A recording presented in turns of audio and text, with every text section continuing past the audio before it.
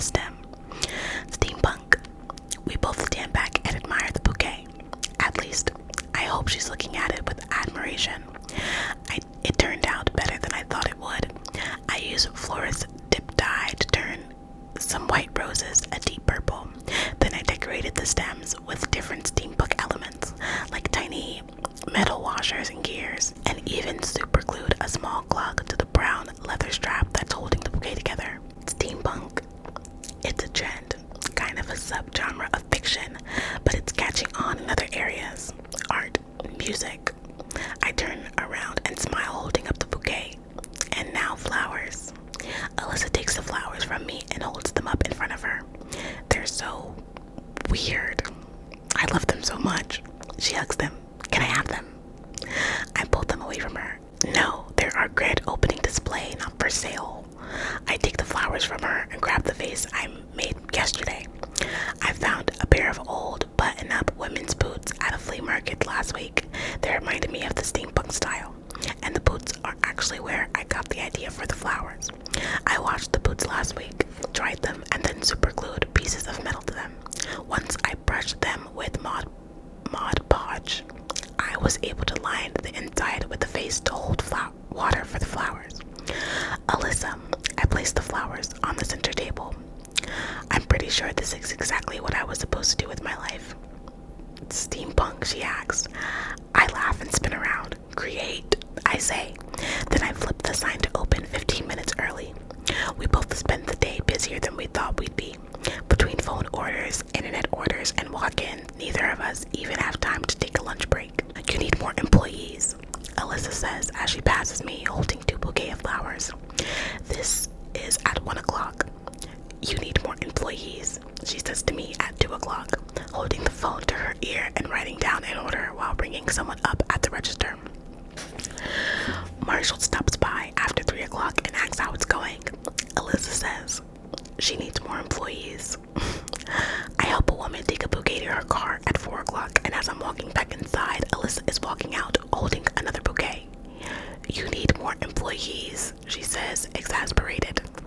At 6 o'clock, she locks the door and flips the sign. She falls against the door and slides to the floor, looking up at me. I know, I tell her. I need more employees. She just nods. And then we laugh. I walk over to where she's seated and I sit next to her. We lean our heads together and look at the store. The steampunk flowers are front and center. And although I refused to sell this particular bouquet, we had 8 pre-orders for more of them. I'm proud of you, Lily, she says. I smile. I couldn't have done it without you, Issa. We sit there for several minutes, enjoying the rest. We're finally giving our feet. This was honestly one of the best days I've ever had, but I can't help but feel a nagging sadness that Ryle never stopped by. He also never texted. Have you heard from your brother today? I asked. She shakes her head. No, but I'm sure he's just busy. I nod. I know he's busy. We both look up when someone knocks on the door. I smile when I see him cupping his hands around his eyes and his face pressed to the window. He finally looks down and sees us sitting on the floor. Speak of the devil, Alyssa says. I jump up and unlock the door to let him in. As soon as I open it, he's pushing his way inside. I missed it. I did. I missed it. He hugs me. I'm sorry. I tried to get here as soon as I could. I hug him back and say, it's fine. You're here. It was perfect. I'm giddy with excitement that he made it at all. You're perfect, he says, kissing me. Alyssa brushes past us. You're perfect, she mimics. Hey, Ryle, guess what? Ryle releases me. What? Alyssa grabs the trash can and drops it on the counter. Lily needs to hire more employees. I laugh at her constant repetition. Ryle squeezes my hand and says, sounds like business was good. I shrug. I can't complain. I mean, I'm no brain surgeon, but I'm pretty good at what I do. Ryle laughs. You guys need any help cleaning up? Alyssa and I put him to work, helping us clean after the big day. We get everything finished and prep for tomorrow. And then Marshall arrives just as we're finishing up. He's carrying a bag when he walks inside and drops it on the counter. He begins to pull out huge lumps of some kind of material and tosses them at each of us. I catch mine and unfold it. It's a onesie with kittens all over it. Bruins game, free beer, suit up team. Alyssa groans and says, Marshall, you made $6 million this year. Do we really need free beer? He shoves a finger against her lips, pushing them the opposite direction. Shh, don't speak like a rich girl. It's a blasphemy. She laughs, and Marshall grabs the onesie out of her hand. He unzips it and helps her into it. Once we're all suited up, we lock the door and head to the bar. I've never in my life seen so many men in onesies. Alyssa and I are the only women wearing them, but I kind of like that. It's loud. So loud, and each time the Bruins make a good play, Alyssa and I have to cover our ears from the screams. After about half an hour, a booth on the top floor opens and we all run upstairs to claim it. Much better, Alyssa says as we slide in. It's much quieter up here, although still loud compared to normal standards. A waitress comes over and takes our drink order. I order red wine, and as soon as I do, Marshall practically jumps out of his seat. Wine, he yells. You're in a onesie. You don't get free wine with the onesie. He tells the waitress to bring me a beer instead. Ryle tells her to bring me wine. Alyssa wants water, and this upsets Marshall even more. He tells the waitress to bring 4 bottles of beer, and then Ryle says, 2 beers, red wine, and water. The waitress is very confused by the time she leaves our table. Marshall throws his arm around Alyssa and kisses her. How am I supposed to try and knock you up tonight if you aren't a little wasted? The look on Alyssa's face changes, and I feel instantly bad for her. I know Marshall only said that in fun, but it has to bother her. She was just telling me a few days ago about how depressed she is that she can't get pregnant. I can't have beer, Marshall. Then drink wine at least. You like me more when you're tipsy. He laughs at himself, but Alyssa doesn't. I can't have wine either. I can't have any alcohol, actually. Marshall stops laughing. My heart does a flip-flop. Marshall turns in the booth and grabs her shoulders, making her face him straight on. Alyssa. She just starts nodding, and I don't know who starts crying first, me or Marshall or Alyssa. Oh, I'm gonna be a dad, he yells. She's still nodding, and I'm just bawling like an idiot.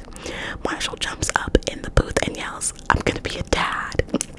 I can't even explain what this moment is like. A grown man in a onesie standing up in a booth at a bar, yelling to whoever will listen that he's gonna be a dad. He pulls her up, and they're both standing in the booth now. He kisses her, and it's the sweetest thing I've ever seen. Until I look at Ryle and catch him chewing on his bottom lip like he's trying to blink back a potential tear. He glances at me and sees me staring, so he looks away. Shut up, he says. She's my sister. I smile and lean over and kiss him on the cheek. Congratulations, Uncle Ryle. Once the parents-to-be stop making out in the booth, Ryle and I both stand up and congratulate him. Alicia said she's been feeling sick for a while, but just took a test this morning before our grand opening. She was going to wait and tell Marshall tonight when they got home, but she couldn't hold it in for another second. That's so sweet. Our drinks come and we order food. Once the waitress walks away, I look at Marshall. How did you two meet? He says. Alyssa tells the story better than I do. Alyssa perks up and leans forward. I hated him, she says. He was Ryle's best friend, and he was always at the house. I thought he was so annoying. He had just moved to Ohio from Boston, and he had that Boston accent. He thought it made him so cool, but I just wanted to slap him every time he spoke. She's so sweet, Marshall says sarcastically. You were an idiot, Alyssa replies, rolling her eyes. Anyway, one day, Ryle and I had a few friends over, nothing big, but our parents were out of town, so of course, we had a little get-together. There were 30 people there, Ryle says. It was a party. Okay, a party, Alyssa says. I walked into the kitchen and Marshall was standing there pressed up against some floozy. She wasn't a floozy, he says. She was a nice girl. Tasted like Cheetos, but... Alyssa glares at him and he shuts up. She turns back to me. I lost it, she says. I started yelling at him to take his horse to his own house. The girl was literally so terrified of me, she ran for the door and didn't come back. Cock blocker, Marshall says. Alyssa punches him in the shoulder. Anyway, after I cockblocked him, I ran to my room, embarrassed that I did that.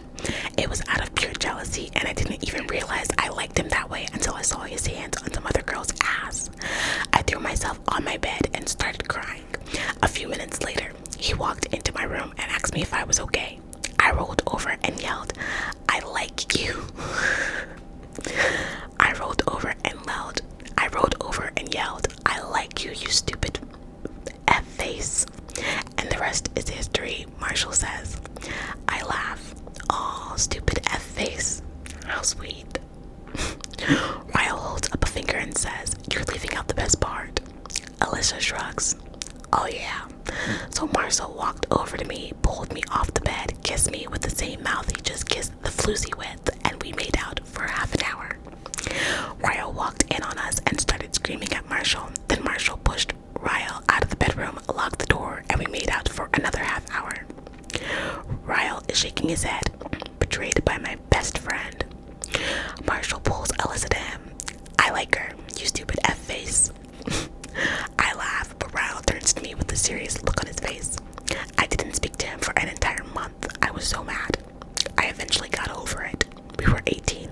She was 17. Wasn't much I could do in the way of keeping them apart. Wow, I say. I sometimes wonder how close in age you two are. Alyssa smiles and says, 3 kids and 3 years. I feel so sorry for my parents. The table grows quiet. I see an apologetic look passed from Ryle to Alyssa. 3? I asked. You have another sibling? Ryle straightens up and takes a sip of his beer. He sets it back down on the table and says, "We had an older brother. He passed away when we were kids." Such a great night ruined by a simple question. Luckily, Marshall redirects the conversation like a pro. I spent the rest of the evening listening to stories about them growing up. I'm not sure I've ever laughed so much as I have tonight. When the game is over, we all walk back to the shop to retrieve our cars. Ryle said he got an Uber over earlier, so he'll just ride with me. Before Alyssa and Marshall leave, I tell her to hold on. I run inside the store and grab the stem bug flowers and run them back to their car. Her face lights up when I hand them to her. "I'm happy you're pregnant, but that's not why I'm giving you these flowers. I just want you to have them because you're my best friend." So cute. Alyssa squeezes me and whispers in my ear, "I hope he marries you someday. We'll be even better sisters." She climbs inside the car and they leave, and I just stand there watching them because I don't know that I ever have had a friend like her in my whole life. Maybe it's the wine, I don't know, but I love today. Everything about it.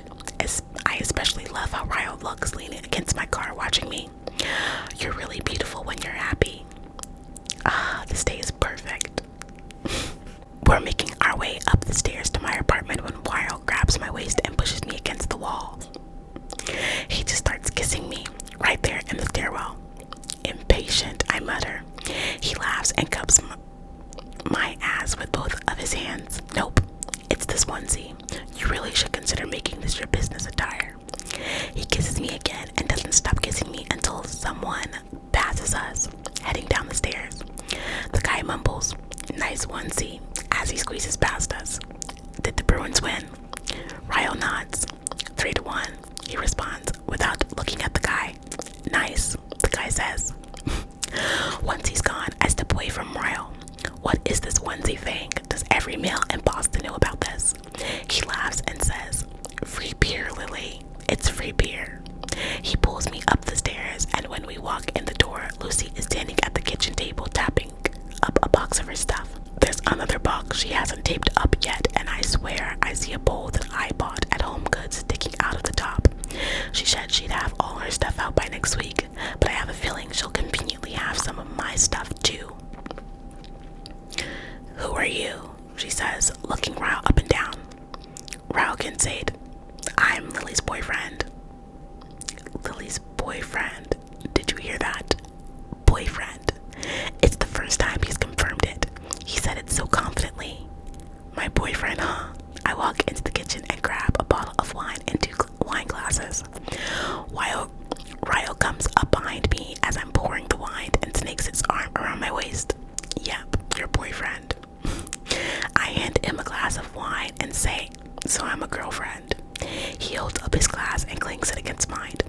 The end of the dry runs and the beginning of sure things. We're both smiling as we take a drink of our wine. Lucy stacks the boxes together and walks toward the front door. "Looks like I got out right in time," she says. The door closes behind her and Raya raises an eyebrow. "I don't think your roommate likes me very much." "You'd be surprised. I don't think she liked me either. But yesterday she asked me to be a bridesmaid in her wedding. I think she's just hoping for free flowers though. She's very opportunistic." Ryle laughs and leans against the refrigerator. His eyes fall to a magnet that says Boston on it. He pulls it off the refrigerator and raises an eyebrow. "You'll never get out of Boston purgatory if you keep souvenirs of Boston on your fridge like a tourist." I laugh and grab the magnet, snapping it back on the fridge. I like that he remembers so much about the first night we met. It was a gift. It only counts as touristy if I bought it myself. He steps over to me and takes my glass of wine from my hands. He sets both of our glasses on the countertop and then leans in and gives me a big, passionate, drunken kiss. I can taste the tart fruitness of the wine on his tongue, and I like it. His hands go to the zipper of my onesie. "Let's get you out of these clothes." He pulls me towards the bed, kissing me while we both struggle out of our clothes. By the time we make it to the bed, I'm down to my bra and panties. He shoves me against the door and I gasp at the unexpectedness of it. "Don't move," he says. He presses his lips to my chest, then begins to kiss me slowly as he makes his way down my body. Oh Lord, can this day seriously get any better? I run my hands through his hair as he grabs my wrist and presses them against the door. He climbs back up my body, squeezing my wrist tightly. He raises an eyebrow in warning. I said, "Don't move." I try not to smile, but it's hard to disguise. He drags his mouth back down my body. He slowly lowers my panties to my ankles, but he told me not to move so I don't kick them off. His mouth slides up my thigh until, yeah, best day ever. And that's chapter 12, folks. This one was a lot more lighthearted, thank goodness. I'm glad. It was a cute one. I like it. Our business is flourishing. Their relationship is flourishing. A++ for this chapter. Thank you guys so much for watching, okay? I hope that you enjoyed this video. I keep going out of focus. I hope my makeupless face wasn't too scary for you. I'll see all of you in my next one. I love you. Bye.